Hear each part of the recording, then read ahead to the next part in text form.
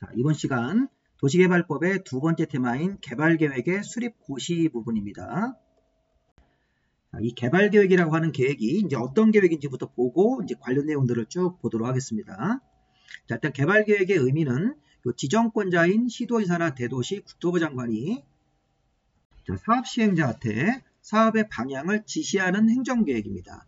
자, 한마디로 개발계획은 요 지정권자라는 관청에 수립해서 개발계획의 내용대로 사업을 진행하시오 이렇게 사업 시행자한테 지시하는 계획이라고 생각하시면 되겠습니다. 그럼 첫 번째 시험 주제가 요 개발계획의 수립 시기인데 이건 우리 앞에서 봤던 A타입과 B타입을 다시 한번 복습을 하는 겁니다. 우리 개발계획의 수립 시기는 원칙적으로 A타입입니다. 구역 지정 전에 개발계획 지시하는 계획을 먼저 수립해야 되는데 자, 지정권자가 구역을 지정하려면 자, 먼저 개발계획을 수립해야 합니다.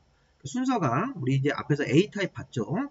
개발계획 수립 고시, 개발계획에는 시행자, 시행방식, 사업 시행 기간 뭐 이런 것들을 쭉 적어서 자, 사업에 지시하는 내용들을 적어서 요 개발계획 수립 고시를 먼저 하고 그 다음에 두 번째가 도시개발구역 지정고시로 내려오고 도시개발구역 지정고시가 되고 나서 3년 안에 실시계획에 인가신청을 내야 됩니다. 안 하면 도시개발구역 자체가 이게 해제되는 규정이 있었죠. 3년 되는 날 다음 날에. 자, 어쨌든 개발계획 수립고시를 먼저 하고 도시개발구역 지정고시를 두 번째 순서로 잡고 3년 안에 실시계획을 사업시행자가 설계도를 포함해서 작성을 해가지고 지정권자한테 인가를 신청해야 됩니다.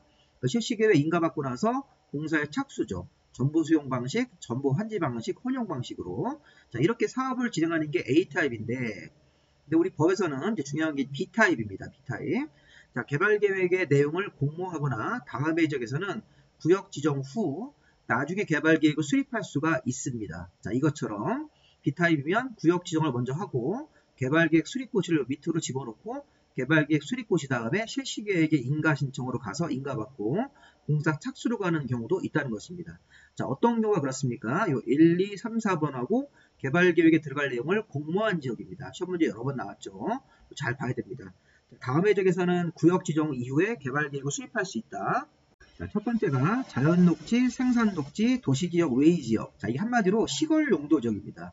자, 우리가 용도지역상 자연녹지에다가 도시개발구역을 정하고 또 생산녹지가 뭐 구역 면적의 100분의 30 이하로 포함된 경우만 적용한다. 뭐 이렇게 돼 있는데 어쨌든 자연녹지 위에다가 생산녹지 위에다가 도시지역, 외의지역이면 관리지역, 농림지역, 자연환경보전지역 위에다가 도시개발구역을 지정을 할 때는 구역 지정 이후에 개발계획을 수립할 수가 있습니다. 자, 웬만하면 여기 시골지역이기 때문에 이 개발계획을 구역 지정 이후에 나중에 수립해서 여러 가지 이제 의견 같은 걸 청취해가지고 개발계획을 만들기 위해서 구역 지정 이후에 개발계획을 나중에 수립할 수 있습니다. 자, 직관적으로 우리가 해석할 때는 시골지역일 때는 개발계획에 포함될 내용들이 여러 가지가 있어서 환경 문제라든가 뭐 교통 문제 이런 새로운 여러 가지 문제 때문에 개발계획에서 여러 가지 내용들을 포함할 게 많아서 구역 지정 이후에 개발계획을 나중에 수립하는 것을 인정합니다. 자, 문제는 이제 3번인데 주거, 상업, 공업지역 합계가 전체 구역 면적의 100분의 30 이하인 지역들. 자, 시험 문제에서 이게 이제 주로 여기서 나왔는데 시험 문제에서 자, 주거, 상업, 공업지역을 합한 면적이 전체 구역 면적의 100분의 30 이하인 30% 이하라는 얘기는 나머지 70% 넘는 지역들이 이런 자연녹지나 생산녹지나 도시지역, 외의지역이라는 뜻입니다. 그래서 3번 질문은 주거, 상업, 공업지역이 전체 구역 면적의 100분의 30 이하다. 이 전체를 합해가지고 주거, 상업, 공업을 합쳐서 100분의 30 이하로 들어가 있을 때는 나머지 지역들이 뭐 자연녹지나 생산녹지나 도시지역, 외의지역이니까 1번, 2번 지역과 유사한 여기도 시골지역으로 보겠다는 겁니다. 자, 시험 문제에서는 이렇게 냅니다. 주거지역이 전체 구역 면적의 100분의 50인 지역. 그러면 3번의 범위를 벗어나기 때문에 해당될 수 없습니다.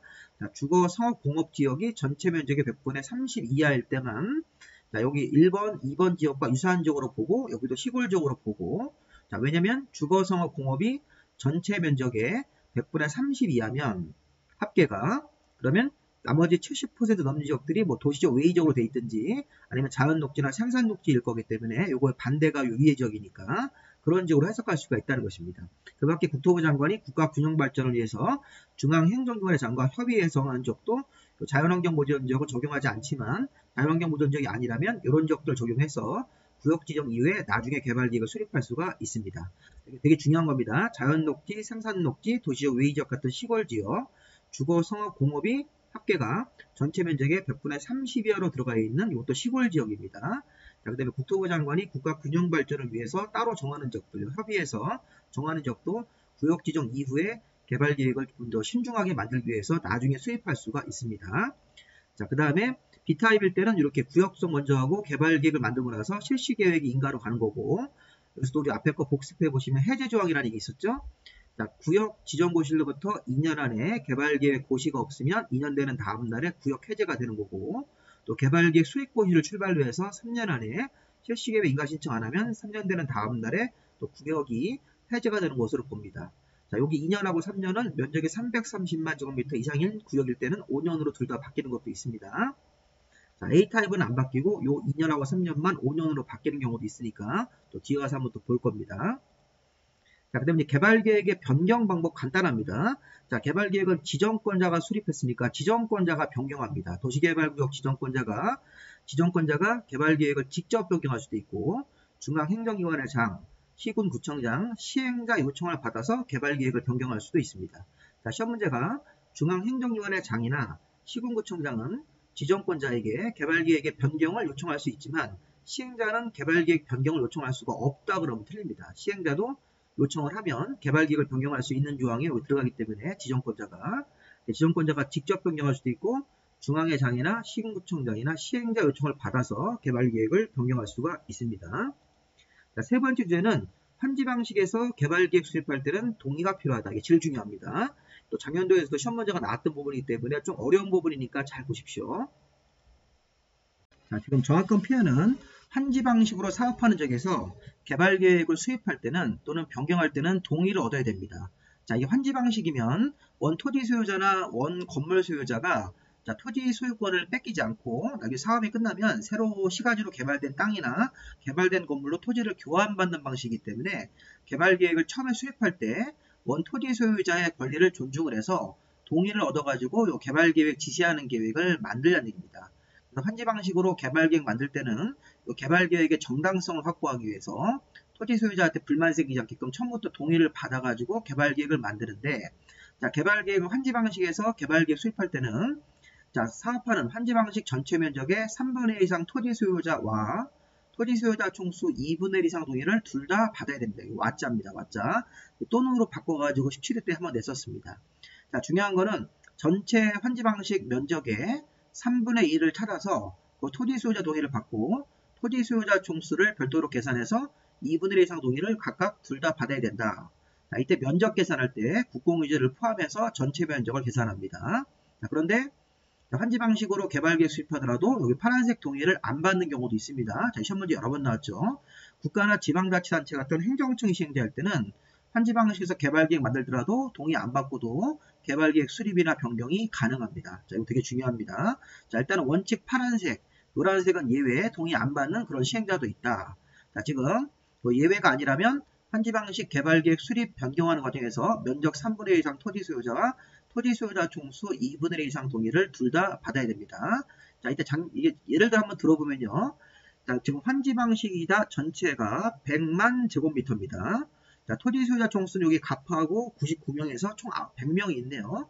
면적 계산해보면 합쳐가지고 100만인데, 자, 특이한 점은 뭐냐면, 자, 이 100만이라는 땅, 환지 방식으로 사업하는 땅 100만에서 67만이라는 아주 넓은 땅을 갑이라는 사람이 혼자 가지고 있습니다. 굉장히 토지를 많이 가지고 있는 토지 소유자죠. 나머지 33만이라는 땅은 똑같이 이렇게 구분이 돼가지고 99명이 토지를 골고루 갖고 있는 형태입니다. 필지수는 관계없고요. 그래서 33만이라는 땅은 전체 소유자 합쳤더니 99명, 67만이라는 땅을 한 사람이 갖고 있을 때, 자, 여기가 환지 방식에서 개발 계획을 만드는 과정에서 이렇게 되어 있습니다. 전체 면적 100만에, 자, 국공유지를 포함한 100만에 3분의 2면 얼마입니까? 100만 제곱미터의 3분의 2면 66만 666인데, 반올림을 해가지고 66만 7천이라고 가정을 하고, 66만 7천이라는 땅을 찾아보면 67만이네요. 그러니까 이거보다 이제 더 큰 67만이라는 땅을 갑이 가지고 있으니까 66만 7천이라는 땅 이상의 토지 소유자를 찾아서 동의를 받아야 되기 때문에 전체 면적, 자, 100만의 3분의 2 이상이 66만 7천 이상이므로 67만이라는 땅을 찾아서 이 넓은 땅을 찾아서 토지 소유자를 조사해보니까 한 명밖에 없으니까 값만 받으면 동의를 끝났습니다. 그래서 앞에 여기 면적 3분의 2 이상 토지 소유자 할 때 값만 받으면 되는데 여기 와자가 있으니까 토지 소유자 총수를 또 별도로 계산해보면 자, 100명인데 100명의 2분의 1 이상 동의를 별도로 받아야 된다. 그래서 100명의 2분의 1이면 50명 이상인데 이미 값은 받아놨으니까 99명한테 가서 49명을 또 받아가지고 합쳐가지고 50명 이상 동의를 받으면 이 환지 방식으로 개발계획이 수립이 되는 것입니다. 자, 이 사례는 저 뒤에 다음 강의에서 우리 세 번째 테마에서 시행자에서 도시개발조합의 설립인가를 받을 때도 이 동의 요건하고 똑같습니다. 도시개발조합의 설립인가 받을 때도 면적 3분의 2 이상 토지 소유자와 토지 소유자 총수 2분의 1 동의이기 때문에 이 사례는 실제 이런 사례를 한번 생각해 보시고 전체 면적 100만, 조치 소유자 100명 중에서 면적 3분의 2 이상 토지 소유자 동의와 토지 소유자 총수 2분의 1 이상 동의를 어떻게 적용하는지를 한번 생각해 보시는 겁니다. 자, 문제는 작년도 시험 문제가 2개 남았는데 자, 그동안 이 부분은 조금 안 나오다가 작년도 이거를 이제 한 문제로 내버렸습니다. 어려운 문제로. 이거 한번 보십시오. 자, 우리 좀 전에 이제 개발 계획을 수립하는 과정에서 환지 방식이면 면적 3분의 1 이상 토지 소유자 동의와 토지 소유자 총수 2분의 1 이상 동의를 받아야 되는데 그 면적 계산할 때, 여기 토지 면적 계산할 때 국공유지를 포함해서 산정하게 되어 있습니다. 아까 면적의 3분의 2 할 때 그 면적을 계산할 때 국공유지가 포함되어 있으니까 이 그림에서 이 땅 100만에 국공유지가 포함되어 있는 것이라고 봐야 되겠습니다. 자, 두 번째는 토지 소유권을 여러 사람들이 공유하고 있다. 그럼 대표 공유자 한 명만 토지 소유자로 보는 것입니다. 토지가 이렇게 한 필지가 있는데 5사람이 똑같은 지분으로 공유하고 있다. 건물 없이 토지 소유자만 있는데 토지 소유자가 5명이 공유하고 있을 때는 대표 한 명만 뽑아서 그 사람한테만 토지 소유자 자격을 주고 동의요건을 계산하는 겁니다. 자, 문제는 집합 건물의 구분 소유자도 토지 공유자죠. 집합 건물이면 아파트라든가 연립이 세워져 있는데 그 아파트나 연립의 구분 소유자는 이 토지를 공유 형태로 갖고 있는데 그때는 이 토지 공유자 대표를 뽑지 말고 이 집합 건물의 소유자일 때는 건물 부분을 구분 소유권을 독립적으로 갖고 있기 때문에 이 구분 소유자 각각을 토지 소유자 한 명씩으로 보는 겁니다. 자, 일반적으로 건물 없이 그냥 땅만 있는 상태에서 토지가 공유 상태면 공유자 한 명만 대표를 뽑아가지고 토지 소유자로 보는 거고 집합 건물 형태로 건물의 구분 소유를 갖고 있는 사람들이 토지를 공유하고 있을 때는 자, 대표를 뽑지 않고 그 집합 건물의 구분 소유자를 각각의 토지 소유자 한 명씩으로 보는 것입니다. 자, 한 사람이 2개 이상 필지 토지를 단독으로 소유하고 있다. 만약에 3필지가 있는데 3필지 모두 갑이 갖고 있습니다. 그럼 필지 수에 관계없이 토지 소유자 그냥 갑 한 명으로 보는 거죠. 그 3필지에서 토지 소유자가 한 명으로만 되어 있기 때문에 동일한 사람으로 그때는 그냥 3필지에서 한 명의 토지 소유자만 나오는 겁니다. 자, 4번 같은 경우는 2개 이상 필지를 토지를 소유한 공유자가 동일할 때 자, 2개 이상 필지니까 만약에 뭐 A 필지가 있고 B 필지가 있습니다. 근데 A 필지도 갑을병이 공유하고 있고 B 필지도 갑을병이 공유하고 있는 상태입니다. 그런 경우도 있을 수 있습니다. 그래서 A 필지 갑을병이 공유, B 필지도 동일한 갑을병이 공유하고 있을 때는 2개 이상 필지를 소유한 공유자가 동일한 케이스이기 때문에 공유자 여럿을 대표하는 한 사람만 그 A 필지, B 필지 공유자가 동일하기 때문에 그때는 A 필지든 B 필지든 공유자 한 명을 뽑아서 그 사람만 이 두 필지의 토지 소유자 한 명으로만 본다고 보셔야 되겠습니다. 작년도 시험 문제 이게 뭐라 하냐면 2개 이상 필지의 토지를 소유한 사람으로 공유자가 동일한 경우 그럴 때는 이 공유자 각각을 토지 소유자로 본다 이렇게 하면 안 됩니다. 공유자 각각을 보는 게 아니라 공유자 A 필지의 갑을병, B 필지의 갑을병이면 갑을병 중에서 한 명을 뽑아가지고 그 한 명이 이 두 필지의 그냥 토지 소유자로 그냥 해버리는 겁니다. 자, 도시개발구역 지정 제한되기 전에 또는 개발계획 변경 같은 거 요청받기 전에 동의를 철회하는 사람이 있으면 동의자 산정에서 제외한다.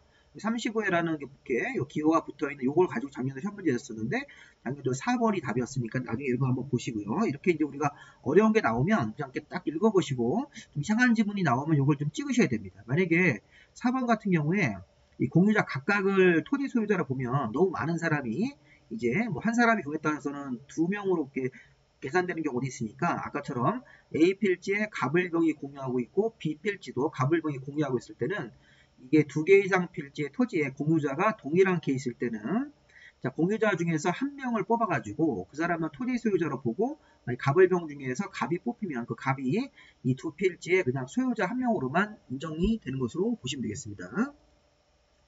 자, 그 다음에 이제 환지 방식으로 개발 계획을 변경할 때도 동의를 똑같이 받아야 됩니다. 이것도 중요한 게 나왔네요. 자, 좀 전에 우리가 환지 방식으로 개발 계획을 수립하거나 변경할 때 둘 다 동의인데, 자, 변경할 때 경미한 변경은 그러하지 않다. 자, 이런 게 있습니다. 시험 문제에서도 이렇게 몇 번 나왔어요. 자, 경미한 변경이 뭐냐면, 이게 잘 보세요. 경미한 변경이 여기 분홍색으로 써 있는 거 반대가 지금 경미한 경우라는 얘기입니다. 자, 우리 보통 공법에서 경미한 변경을 직접 나열을 하는데, 이 도시개발법은 굉장히 특이하게 이 분홍색으로 써 있는 것들이 반대 상황이면 그게 경미한 경우고, 여기 분홍색 상황은 경미한 상황이 아니라 중요한 거로 보셔야 돼요. 다시 한번.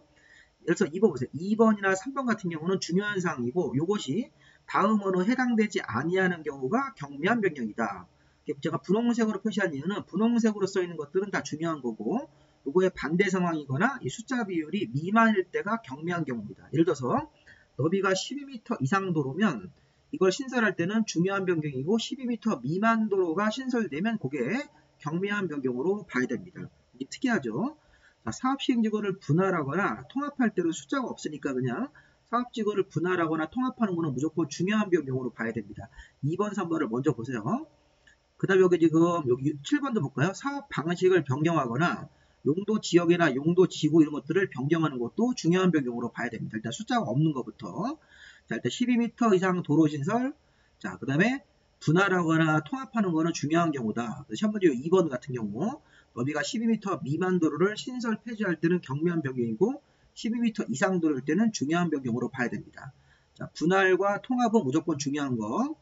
자, 사업 시행 방식을 변경하는 거, 용도 지역이나 용도 지구, 용도 구역에 대한 명칭을 변경하는 것도 중요한 변경으로 봐야 됩니다. 자, 그 다음에 제가 이제 100분의 10을 좀 볼 건데, 자, 수용인구가 종전보다 100분의 10 이상 증감되면 중요한 변경. 자, 수용인구가 100분의 10 미만일 때가 경미한 변경으로 보는 겁니다. 그 다음에 해당하지 않는 경우가 경미한 변경이니까. 또 100분의 10이 뭐가 있냐면 이것 좀 볼까요? 도로를 제외한 기반시설의 면적이 100분의 10 이상 증감. 이렇게. 다음 이제 공원이나 녹지는 100분의 5인데, 자, 여기까지만 일단 읽으시고, 자, 도로를 제외한 기반시설의 면적이 100분의 10 이상 증감된다. 인구가 자, 종전보다 100분의 10 이상 증감되면 중요한 변경으로 봅니다. 근데 기준이 이제 100분의 5짜리가 있습니다. 100분의 5짜리 좀 볼까요? 자, 100분의 5는 6번하고 8번을 읽어보겠습니다. 자, 기반시설을 제외한 도시개발구역 안에 용적률이 100분의 5 이상 증감, 이렇게. 그 다음에 이제 기반시설의 설치 비용이 종전보다 100분의 5 이상 증감되면 이것도 중요한 변경으로 봐야 되고, 100분의 5 미만일 때는 경미한 변경입니다. 이게 이제 중요한 게 이런 걸 첫 문제를 낼 때 이게 이제 왜 심하냐면 100분의 7 같은 걸 냅니다. 100분의 7. 예를 들어서 수용인구가 종전보다 100분의 7이 증가됐다. 그럴 때는 자, 경미한 변경으로 볼 수 있죠. 100분의 10 이상 증감돼야지만 중요한 변경이고, 100분의 10 미만일 때 인구가 이렇게 때는 경미한 변경입니다. 100분의 10 미만일 때는. 근데 100분의 7을 만약에 여기 이런 거 8번 같은 경우 기반시설의 설치 비용이 100분의 7이 증가됐다 그러면 이거는 중요한 변경으로 봐야 되죠. 기준이 100분의 5 이상이니까. 100분의 10은 수용인구가 100분의 10 이상 증감, 도로를 제외한 기반시설의 면적이 100분의 10 이상 증감될 때 단 공원이나 녹지는 100분의 5를 적용한다. 이렇게 여기까지만 끊으세요. 자, 그 다음에 100분의 5. 자, 용적률이 100분의 5 이상 증가. 자, 기반시설 설치 비용이 100분의 5 이상 증가될 때 이런 것들은 중요한 변경이고, 100분의 5 미만으로 증가되면 경미한 변경으로 볼 수가 있겠습니다. 자, 그 다음 이제 1번이 좀 어려운데, 자, 편입되는 도시개발구역을 환지 방식으로 정해가지고, 자, 개발계획을 변경하는데, 자, 편입되는 면적이 종전 면적의 100분의 5 이상이면 중요한 거. 제외되는 면적이 종전의 100분의 10 이상이면 이거는, 제외되는 거는 100분의 10, 편입되는 거는 100분의 5네요. 이런 거 한번 읽어보시고, 편입 또는 제외되는 면적이 100분의, 이거는 이제 면적으로 3만 제곱미터 이상일 때도 중요한 변경으로 봅니다. 그래서 편입되는 거는 조금만 100분의 5 이상만 편입되더라도 중요한 변경이고, 제외되는 부분은 100분의 10 정도 이상 제외돼야지만 중요한 경우로 보고, 네, 편입이라와 제외되는 거를 비율로 안 하고 면적으로 그냥 계산해서 3만 제곱미터 이상도 중요한 변경으로 보는 겁니다. 여기까지만 일단 끊어서 보시면 되겠습니다. 자, 이 부분은 쭉 자주 읽으셔가지고, 자, 이게 처음에 보시면 12m 이상 도로 신설, 자, 분할하거나 통합 이런 것들은 다 중요한 변경으로 보고 동의를 얻어서 개발계획을 변경해야 되고, 시행 방식 변경, 용도 지역이나 용도 지구, 용도 구역이 변경되는 것도 중요한 변경이다. 인구가 100분의 10 이상 증감, 기반시설, 도로를 제외한 기반시설 면적이 100분의 10 이상 증감, 자, 공원이나 녹지는 100분의 5 이상 증감될 때, 자, 그 다음에 이제 100분의 10 말고 100분의 5짜리도 있었죠. 용적률 100분의 5 이상 증가. 자, 그 다음에 기반시설의 설치 비용이 100분의 5 이상 증가. 그리고 이제 이 전체 면적 중에서 편입되는 면적이 100분의 5 이상이면 중요한 경우, 제외되는 부분이 100분의 10 이상이면 중요한 경우, 편입하거나 제외되는 면적이 3만 제곱미터 이상이면 중요한 변경으로 보셔서 중요한 변경이고, 요거보다 미만일 때는 경미한 변경으로 보시고, 자, 좀 어려우신 거는 요것도 넘어가시고, 일단은 환지 방식으로 개발 계획을 변경할 때도 동의이다. 네, 경미한 변경이 여기 써 있는 것들 1번부터 9번까지가 있는데, 자, 여기 분홍색으로 써 있는 거에 반대 상황, 다음에 해당하지 않으면 경미한 변경이고, 다음에 해당하는 것은 중요한 변경으로 봐야 됩니다. 자, 다음 이제 개발 계획의 내용. 자, 개발 계획에는 여러 가지 내용들이 있는데 1번부터 15번까지 내용으로 이제 포함됩니다. 자, 근데 중요한 건 요것 좀 같이 한번 외워볼까요? 자, 개발 계획은 아까도 얘기했지만 지시하는 계획이니까 개발 계획에서는 사업의 명칭, 위치, 그다음에 보세요. 사업의 시행 기간, 시행자 누구 시행자로 할 건지, 시행 방식은 이게 전부 수용으로 할 건지, 전부 환지로 할 건지, 혼용으로 할 건지. 그래서 시행 기간, 시행자, 시행 방식을 개발 계획 내용으로 정해주고, 자, 그 다음에 이렇게 암기하세요. 자, 토, 인, 교, 환, 그 다음에 세원본데 여기 12번으로 넘어가서 여기 수용, 사용 대상이 되는 토지 건물에 자, 여기 소유권이나 소유권 외의 권리에 대한 세부 목록. 자, 수용, 사용 대상이 되는 토지 건물이 있을 때 그 토지 건물에 소유권이라든가 소유권 외의 권리가 있으면 그런 것들의 세부 목록을 해서 소유권자가 누구고 자, 권리에 대해서 세부 목록을 쭉 발표하는 게 12번 항목입니다. 다시 한번 자, 여기 보시면 시행기간, 시행자, 시행 방식을 먼저 보고 그 다음에 토, 인, 교, 환입니다. 토지이용계획, 인구수용계획, 교통처리계획, 환경보전계획에다가 세원보, 원형지로 공급될 토지가 어느 위치인지 자, 원형지라는 게 이제 나중에 배우실 겁니다. 수용 방식으로 할 때 원형지 형태로 이렇게 공급하는 경우가 있습니다. 자, 보건의료 설치계획 같은 거니까 병원 만드는 계획, 여기 토지이용계획 같은 건 다 아시겠죠?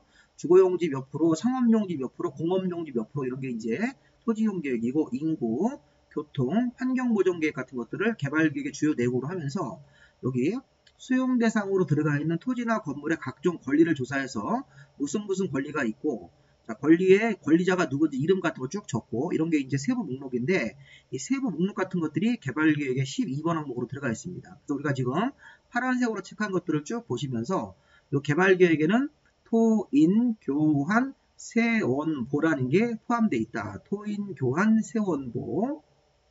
자, 문제는 뭐냐면 이 개발계획에서 이런 내용들을 쭉 넣어가지고 개발계획을 이제 수립을 해야 됩니다. 근데 시험 문제에서 11, 12, 13, 14는 11번부터 14호 항목은 자, 개발계획을 구역 지정 이후에 포함시킬 수 있다. A타입에서. 자, 우리 A타입을 한번 좀 볼까요? 자, 우리 좀 전에 개발계획에는 여러 가지 내용들이 포함됐죠. 근데 개발계획을 우리 A타입에서는 먼저 만들고 구역 지정을 2번 순서로 하고 다음 3번 순서가 실시계획입니다. 그럼 우리가 처음에 개발계획을 만들 때는 아까 어떤 내용들이 들어가야 됩니까? 여기 보시면 시행기간, 시행자, 시행방식, 그 다음에 토지이용계획, 인구수용계획, 교통, 환경계획, 보건의료 설치계획, 원형지로 공급될 토지가 수용방식에서 나올 건데 원형지로 공급될 토지가 어딘지 그 다음에 수용 사용 대상이 되는 토지나 건물을 찾아서 그 토지나 건물 정착물에 있는 각종 권리를 찾아가지고 권리 등의 이 권리자가 누군지 자, 그런 권리의 세부 목록을 쭉 적는 건데 이런 것들이 개발계획의 내용입니다. 근데 개발계획에는 이런 것들을 넣어서 여기 개발계획을 먼저 만들고 구역으로 가야 되는데 문제는 11, 12, 13, 14번 항목은 자 보십시오. 11번 구역 밖에다가 기반시설을 만들 때 기반시설의 설치 비용 기반시설 설치하는데 돈이 얼마 듭니다. 구역 밖에다가 기반시설을 만들 때 12번은 수용사용 대상이 되는 토지나 건물의 세부 목록 권리 세부 목록 자, 세 번째가 세입자 안정대책입니다. 세입자 안정대책 네 번째가 단계별 추진계획, 단계별 추진계획, 도시개발구역이 너무 넓으면 단계별로 추진할 수 있습니다. 그러면 기반시설 비용계획, 세부 목록, 세입자 안정대책, 단계별 추진계획이라고 하는 계획은 요 네 가지 내용들은 개발계획에서 A타입에서 처음 만들 때 넣지 말고 구역 지정 이후에 요 나중에 포함될 수 있다는 것입니다. 자, 11, 12, 13, 14번 말고 다른 항목들은 여기 뭐 15번 항목이라든가 나머지 항목들은 개발계획을 처음 A타입에서 만들 때 바로 이런 것들을 포함시켜야 되는데 우리 법에 보면 11, 12, 13, 14번의 항목은 구역 지정 이후에 나중에 개발계획에 포함시킬 수 있다. A타입에서. 그래서 A타입에서 개발계획을 처음 만들 때 11, 12, 13, 14번은 빼고 만들 수 있다는 겁니다. 그럼 언제 집어넣습니까? 이렇게 물어보면 구역 지정 이후에 11번 아까 기반시설 비용계획, 12번 세부 목록, 13번 세입자 안정대책, 14번 단계별 추진계획 같은 경우는 이 네 가지이기 때문에 이게 이제 한 문제짜리로 나오는 겁니다. 이게 이제 시험 문제에서 한번 또 시험 문제 출제가 됐었죠.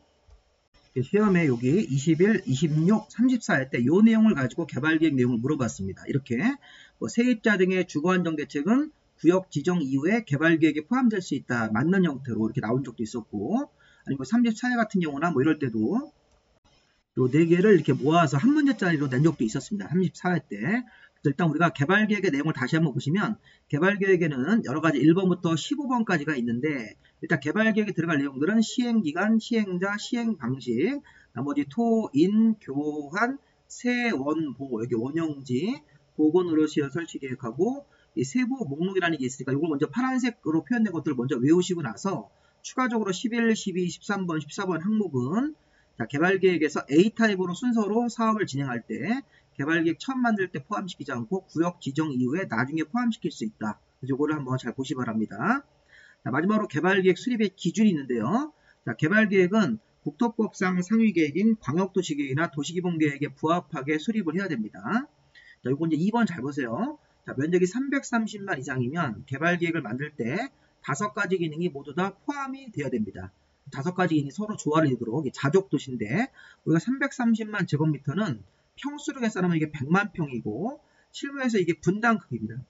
우리 분당과 일산 크기가 330만 정도 이상으로 나온다고 보셔야 됩니다. 분당하고 일산 같은 큰 신도시로 도시개발 사업할 때는 주거기능, 공장 같은 생산기능, 교육기능 같은 것도 있어야 되고 유통기능, 그 다음에 위락기능 같은 것들이 모두 도시개발 개발계획 안에 모두 다 포함돼서 서로 조화를 이루도록 노력해야 됩니다. 이런 거를 100만 제곱미터로 바꾸시면 안 됩니다. 330만을 평으로 바꿀 때는 100만 평이고 330만 이상이면 이게 분당 크기일 때는 분당처럼 또는 일산처럼 여러 가지 기능 등이 서로 이렇게 조화가 되도록 이 개발계획 같은 경우를 수립해야 됩니다. 복합기능이라고 합니다.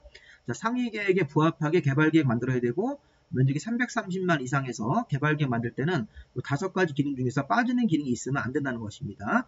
모두 포함시키고 기능들이 서로 조화를 이루도록 복합 기능을 갖도록 해야 되고 개발계획의 작성 기준은 전국적으로 동일한 기준을 적용하기 위해서 국토부 장관이 이 기준을 정하도록 되어 있습니다. 우리 여기까지 보시고요. 아까 우리 개발계획의 수립 시기가 A타입하고 B타입이 있었죠.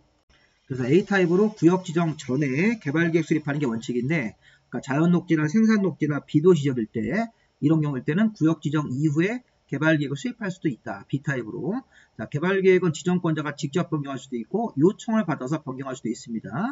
환지 방식으로 개발계획 수립할 때는 면적 3분의 1 이상 토지 소유자와 토지 소유자 총수 2분의 1 이상 동의를 받아야 된다. 개발계획에 들어갈 내용들은 15가지나 되는데 굉장히 어렵죠. 아까 토, 인, 교환, 세, 원, 보 이런 식으로 좀 암기사항을 하나 정리해 주시고 개발계획 수립 기준 같은 것들 정리하시면 되겠습니다. 여기까지 마무리하시고 교재가 필요하신 분들은 저한테 이제 문자로 교재 구입 의사를 주시면 되겠고요. 다음 강의는 도시개발사업의 시행자의 지정입니다. 도시개발법 열심히 공부해서 만약 6문제가 나오면 최소한 4문제 이상 맞출 수 있게끔 최근에 도시개발법은 어렵지 않게 나오기 때문에 이 정도만 공부하시면 충분히 가능성이 있습니다. 여기까지 마무리하겠습니다. 구독과 좋아요 좀 부탁드리겠습니다.